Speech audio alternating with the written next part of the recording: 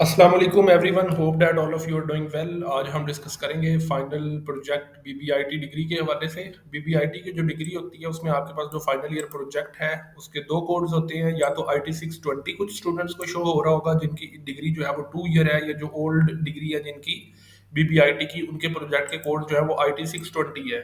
और वो स्टूडेंट्स जिनके न्यू डिग्री मतलब अभी लेटेस्ट एडमिशन्स में थी, एंड पे पहुंचे हुए हैं, उनकी जो डिग्री के फाइनल ईयर प्रोजेक्ट का कोड है वो MGIT 661 है। ठीक है, इसमें सबसे पहले समझने की जरूरत ये है कि जो IT 620 का प्रोजेक्ट है ये एक सेमेस्टर है, ये 1 सेमेस्टर प्रोजेक्ट है। और जो MGIT 661 है ये भी एक सेमेस्टर है, लेकिन इसका पार्ट 2 नेक्स्ट सेमेस्टर के अंदर दोबारा आएगा, MGIT 662। मतलब कि वो स्टूडेंट्स जिनका प्रोजेक्ट IT 620 के कोड के साथ शो हो रहा है वो एक सेमेस्टर में खत्म हो जाएगा, उनकी डिग्री एंड हो जाएगी। और जो दूसरे स्टूडेंट्स हैं जिनके प्रोजेक्ट के साथ MGIT 661 का कोड शो हो रहा है प्रोजेक्ट में, उनके जो प्रोजेक्ट्स हैं वो 2 सेमेस्टर्स के अंदर कंप्लीट होंगे। एक 661 होगा और नेक्स्ट सेमेस्टर के अंदर जो है वो इसका जो पार्ट है वो MGIT 662 कोड के साथ आएगा। ठीक है, तो वो नेक्स्ट सेमेस्टर में आप करोगे। ठीक है, इसके हवाले से अगर आपको किसी भी किस्म का कोई इशू आता है या जो कोई भी आप डिस्कस करना चाहते हो तो आप हमारे व्हाट्सअप नंबर के ऊपर कॉन्टैक्ट कर सकते हैं। बाकी हम अभी डिटेल में बताएंगे आपको कि फाइनल प्रोजेक्ट बीबीआईटी की डिग्री क्या होता है, कैसे करना है, कौन सी इसकी वर्किंग होगी, क्या पैटर्न आपने फॉलो करना है। ईच एंड एवरीथिंग आपको इसकी गाइड की जाएगी। ठीक है, तो अभी आपके सामने एलएमएस के ऊपर जो है वो डिफरेंट स्टूडेंट्स को डिफरेंट चीज़ें शो हो रही होंगी। ये प्रोजेक्ट इस तरह से लिखा हुआ आ रहा है, ये रेफरेंस की ये लिखा हुआ आ रहा है, ये जॉब लिविंग सर्टिफिकेट। तो इसमें आपको बीबीआईटी की डिग्री के जो स्टूडेंट्स होते हैं इनको किसी भी किस्म का कोई जॉब कंफर्मेशन लेटर नहीं चाहिए होता, कोई इंटर्नशिप सर्टिफिकेट नहीं चाहिए होता, इनकी कोई भी इस किस्म की रिक्वायरमेंट नहीं होती। ठीक है, इनको सिर्फ इन्होंने डायरेक्ट अपना प्रोजेक्ट स्टार्ट करना और उसके ऊपर वर्किंग कर देनी है। और उनकी भी कौन कौन सी असाइनमेंट्स आएंगी, कैसे कैसे आपने वो असाइनमेंट्स कंप्लीट करनी है, वो सारी चीज़ों को भी हम डिस्कस करेंगे अभी। ठीक है, तो अब आपने इस चीज़ से परेशान नहीं होना कि आपके सामने एलएमएस के ऊपर ये जो चीज़ें शो हो रही हैं ये सब खत्म हो जाएगा। यहाँ पे नॉर्मल जो है वो आपके पास assignment number 1 and assignment number 2 के साथ नॉर्मल शो होना शुरू हो जाएगा, जिस तरह आपको कोई भी एलएमएस पे असाइनमेंट्स जो है वो शो होती हैं। ठीक है, तो इस चीज़ से आपने परेशान नहीं होना। तो अभी हम डिस्कस करेंगे सबसे पहले कि आपके पास इसकी असाइनमेंट्स कौन कौन सी ओपन होती हैं। ठीक है, तो इसमें हमने जो चीज़ समझनी है वो होती है हमारे पास, तो सबसे पहले असाइनमेंट आती है असाइनमेंट नंबर 1। असाइनमेंट नंबर 1 जो हमारे पास होती है वो होती है approval of organisation, ORGANIZATION, approval of organisation. ये अप्रूवल ऑफ ऑर्गेनाइजेशन क्या होता है? सबसे पहले आपने ये समझना है कि बीबीआईटी की जो डिग्री होती है उसके अंदर जो फाइनल प्रोजेक्ट होता है वो होता है, उस प्रोजेक्ट का जो नाम है वो होता है ऑर्गेनाइजेशन एनालिसिस रिपोर्ट। इसमें आपने ना तो कोई इंटर्नशिप करनी होती है, ना तो आपने किसी किस्म का कोई प्रपोजल बनाना होता है, कोई टॉपिक सिलेक्ट करना होता है, और ना ही आपने उसके ऊपर रिसर्च करनी होती है उस वे में जिस तरह रिसर्च थीसिस होता है। आपने इस तरह का कुछ भी नहीं करना होता। बीबीआईटी के डिग्री के प्रोजेक्ट्स का फॉर्मेट बाकी डिग्रियों से अलग है, डिफरेंट है। ठीक है, तो इसको आपने समझना है और इस चीज़ को आपने देखना है। अब किस ऑर्गेनाइजेशन की आपने एनालिसिस रिपोर्ट बनानी है, किस ऑर्गेनाइजेशन को आपने स्टडी करना है, वो आपको असाइनमेंट नंबर 1 के अंदर शो होता है। उसका नाम है अप्रूवल ऑफ ऑर्गेनाइजेशन। इसकी असाइनमेंट नंबर 1 ओपन होगी। अभी हम असाइनमेंट नंबर 1 को भी डिस्कस करेंगे और उसके बाद आने वाली बाकी चीज़ों को भी डिस्कस करेंगे। ठीक है, उसके बाद आपके पास असाइनमेंट आती है असाइनमेंट नंबर 2, जिसके अंदर आपने ऑर्गेनाइजेशन एनालिसिस रिपोर्ट बनानी होती है। ठीक है, असाइनमेंट नंबर 2 के अंदर आपने ऑर्गेनाइजेशन एनालिसिस रिपोर्ट बनानी होती है। अब जिन स्टूडेंट्स की ऑर्गेनाइजेशन एनालिसिस रिपोर्ट पास हो जाती है वो नेक्स्ट स्टेप पे मूव ऑन हो जाते हैं। अगर आप जब तक फर्स्ट स्टेप क्लियर होगा, पास होगा, अप्रूव होगा, तो आप सेकंड स्टेप पे जाएंगे। ये नहीं होगा कि ये आपकी अप्रूव ही ना हुई और आप डायरेक्ट असाइनमेंट नंबर 2 पे आ गए, ऐसे नहीं होगा। असाइनमेंट नंबर 1 क्लियर होगी तो आप असाइनमेंट नंबर 2 पे जाओगे, अदरवाइज यही भी आपका रिजेक्शन एंड हो जाएगी। ठीक है, अब जिनकी असाइनमेंट नंबर 2 अप्रूव हो जाएगी वो उसके बाद बनाएंगे प्रेजेंटेशन। वो अपनी प्रेजेंटेशन की स्लाइड्स बनाएंगे और वो एलएमएस पे सबमिट करवाएंगे। ठीक है, इसके बाद उनका वाइवा होगा। ठीक है, तो ये स्टेप्स होंगे, इन स्टेप्स को आपने फॉलो करना है और इस तरह से आपका स्टेप बाय स्टेप आपका ये प्रोजेक्ट जो है वो कंप्लीट होगा। अभी ये सारी चीज़ें हम वन बाय वन डिस्कस करेंगे यहाँ पे डिटेल में, ठीक है? अभी हम असाइनमेंट नंबर 1 को देखेंगे, असाइनमेंट नंबर 1 में क्या होता है, कैसे कंप्लीट होनी है, असाइनमेंट नंबर 2 को देखेंगे, असाइनमेंट नंबर 2 के अंदर क्या होता है और कैसे कंप्लीट होगी, देन हम प्रेजेंटेशन स्लाइड्स और वाइवा ये जो है वो एमजीटी 662 का पार्ट है, लेकिन आईटी 620 के स्टूडेंट्स का इसी सेमेस्टर के अंदर ये सारा कुछ हो जाएगा। ठीक है, तो अभी हम अप्रूवल ऑफ ऑर्गेनाइजेशन वाला देखते हैं। आपके पास जो असाइनमेंट नंबर 1 ओपन होती है, उसका जो है वो फॉर्मेट कुछ इस तरह से होता है, ठीक है? ये आपके पास असाइनमेंट नंबर 1 आती है, ठीक है? यहाँ पे आप देख सकते हैं, सबसे पहले उन्होंने आपका एम्प्लॉयमेंट स्टेटस पूछा होता है। अगर आप जॉब होल्डर हैं, तो आप यहाँ पे लिख दो कि मैं जॉब होल्डर हूँ। अगर आप सिर्फ स्टूडेंट हैं, तो आप यहाँ पे लिख दो मैं स्टूडेंट हूँ।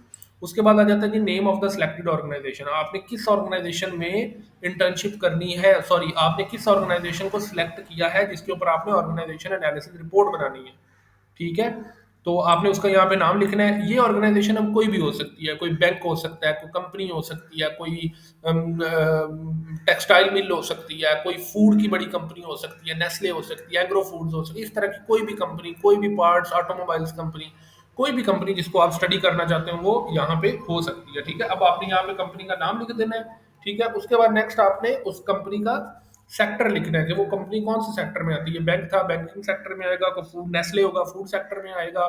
कोई होंडा मोटरसाइकिल्स हैं तो वो ऑटोमोबाइल इंडस्ट्री में आएगा। ठीक है, उसके बाद आपने बताना है कि क्या उस कंपनी के अंदर प्रॉपर आईटी और एमआईएस का डिपार्टमेंट अवेलेबल है, तो आपने बताना है यस, क्योंकि आपकी डिग्री बीबीआईटी की है, इंफॉर्मेशन टेक्नोलॉजी आईटी के रिलेटेड है, तो उस कंपनी के अंदर प्रॉपर आईटी का डिपार्टमेंट अवेलेबल होना जरूरी है। ठीक है, उसके बाद आपने उस कंपनी का प्रॉपर वेबसाइट एड्रेस भी यहाँ पे लिखना है कि उस कंपनी का प्रॉपर वेबसाइट एड्रेस है या नहीं।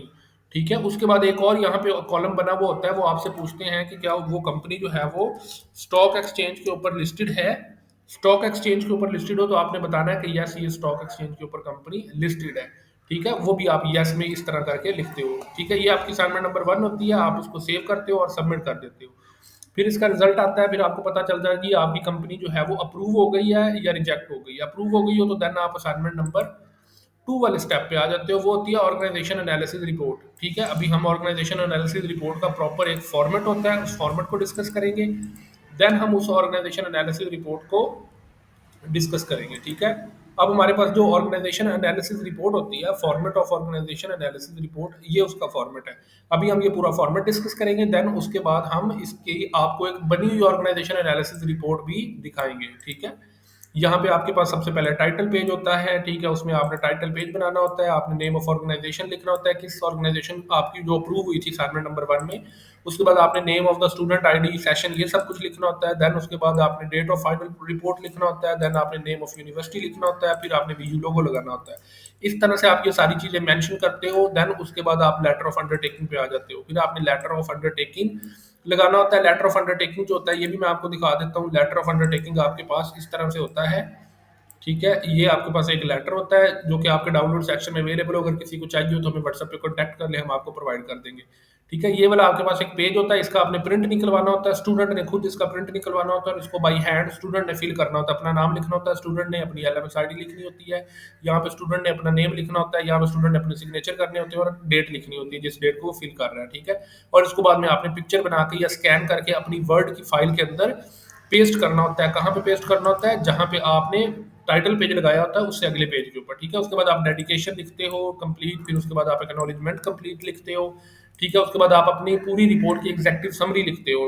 ठीक है, उसके बाद देन आप टेबल ऑफ कंटेंट बनाते हो, आपकी रिपोर्ट के अंदर कौन कौन सी चीजें इंक्लूडेड हैं। फिर उसके बाद आप ओवरव्यू देते हो ऑर्गेनाइजेशन का, कंपनी का नाम क्या है, क्या डिटेल है, उसका इंट्रोडक्शन क्या है। आप कंपनी का हेड ऑफिस का एड्रेस कंप्लीट लिखते हो, प्रोडक्ट लाइंस कंप्लीट लिखते हो, कंपटीटर्स लिखते हो कि आपकी जैसे प्रोडक्ट्स, उस कंपनी के जैसे प्रोडक्ट्स और कौन सी कंपनी प्रोवाइड करती है उनके आप नाम लिखते हो।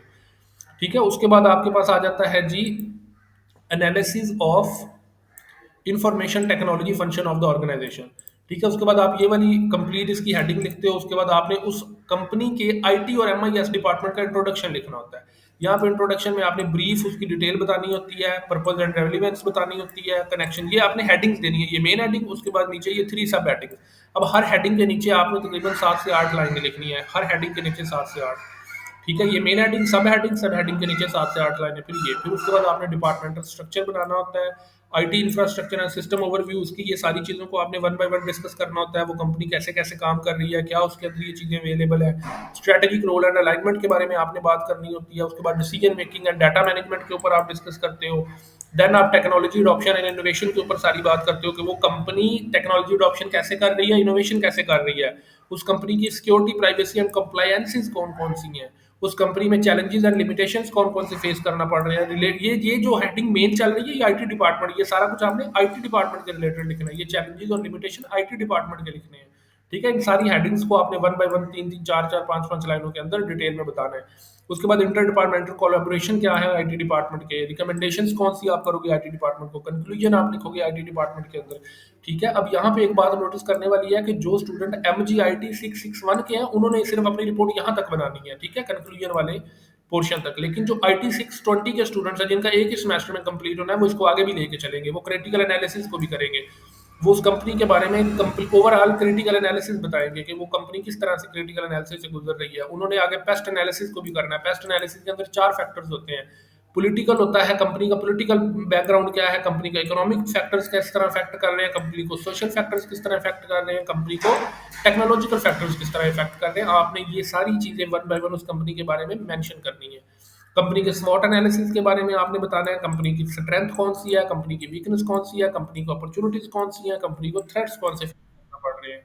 उसके बाद आपने कंपनी का डिटेल कंक्लूजन लिखना है, रिकमेंडेशंस आपने लिखनी है कंपनी को, रेफरेंसेस आपने जो एपीए में यूज किए वो मेंशन करने हैं, एंड पे आपने एनेक्सिस में पिक्चर्स वगैरह कोई लगानी है कंपनी की अगर अवेलेबल हो। ठीक है? तो ये सारा फॉर्मेट होता है। इस तरीके से आपकी ऑर्गेनाइजेशन एनालिसिस रिपोर्ट आईटी 620 और एमजी आईटी 661 ऑफ बीबीआईटी डिग्री के स्टूडेंट्स की ये कंप्लीट होती है। ये सारा इसका फॉर्मेट है, ये सारा इसका तरीकाकार है। मजीद इसमें अगर आपको कोई इशू हो, आप कोई पॉइंट डिस्कस करना चाहते हो, आप हमारे व्हाट्सएप नंबर के ऊपर डिस्कस कर सकते हैं, या आपको पेड सर्विसेज चाहिए हो, आप अपनी रिपोर्ट हमसे बनवाना चाहते हो, तो आप हमारे साथ डिस्कस कर सकते हैं। अभी आपके साथ जो है वो हम अपने प्रीवियस किसी स्टूडेंट्स की internship report, sorry, organisation analysis report IT 620 या एमजी आईटी 661 का प्रोजेक्ट डिस्कस करते हैं। अब इसके अंदर किसी किस्म की कोई डायग्राम या कोई और चीज़ें मेंशन नहीं है, लेकिन कुछ सुपरवाइजर्स ऐसे हैं जो इसके अंदर एक्स्ट्रा वर्किंग करवाते हैं, जो इसके अंदर डायग्राम्स भी बनवाते हैं। वो भी हम आपको किसी प्रीवियस स्टूडेंट के अपने की रिपोर्ट और सारी चीज़ें जो है वो शो करेंगे। ठीक है? ये हमारे प्रीवियस सेमेस्टर के स्टूडेंट्स की सारी फाइल्स पड़ी हुई हैं। इसमें ये आईटी 620 का प्रोजेक्ट है आपके सामने। आईटी 620 के हमने प्रोजेक्ट की, ये ऑर्गेनाइजेशन एनालिसिस रिपोर्ट है, ये लेटर ऑफ लगाया हुआ है। ठीक है? ये कंप्लीट जो है वो 44 पेजेस की रिपोर्ट है। ठीक है? इसके अंदर डायग्राम्स भी उसके टीचर ने बनवाई हुई है। आपने वो सारी डायग्राम, टाइटल पेज, इंट्रोडक्शन बताना है, आपने हेड ऑफिस प्रोडक्ट लाइंस बतानी है।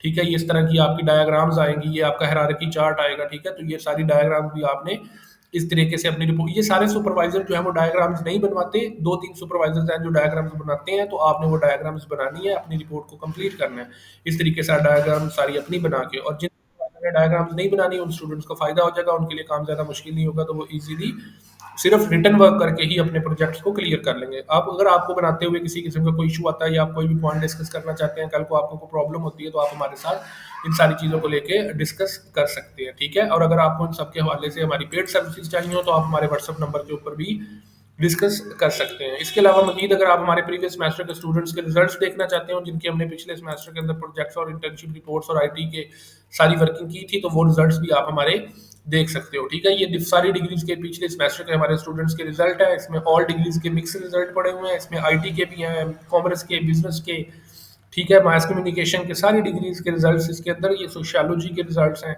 सारे इसके अंदर मिक्स रिजल्ट्स जो हैं वो हमारे कंबाइन इसी के अंदर। ये एम जी टी 661 का प्रोजेक्ट है, ये पास है। ठीक है? उसके बाद ये भी एम के टी का प्रोजेक्ट है, ये पास है। ठीक है? उसके बाद एम के टी 620 पास है। ये एम जी टी 662 पार्ट 2 वाले हैं, ये भी पास है। ये एम जी टी 661 का फिर स्टूडेंट है, 662 का स्टूडेंट है। सारे स्टूडेंट्स अल्हम्दुलिल्लाह हमारे प्रोजेक्ट और इंटर्नशिप रिपोर्ट्स के पास हुए थे, जितने भी लोगों के हमने प्रोजेक्ट्स और इंटर्नशिप रिपोर्ट्स बनाई थी। तो अगर आप हमारी पेड सर्विसेज लेना चाहते हो, या किसी भी किस्म की आपकी गाइडलाइंस की आपको ज़रूरत हो, तो आप हमारे साथ हमारे व्हाट्सएप नंबर के ऊपर डिस्कस कर सकते हैं। आपको ईच एंड एवरीथिंग के हवाले से इन डिटेल गाइड किया जाएगा। हमारा व्हाट्सएप नंबर यहाँ पे मेंशन है, आप मजीद डिस्कशन यहाँ पे कर सकते हैं। Thank you so much for your time. अल्लाह हाफिज़।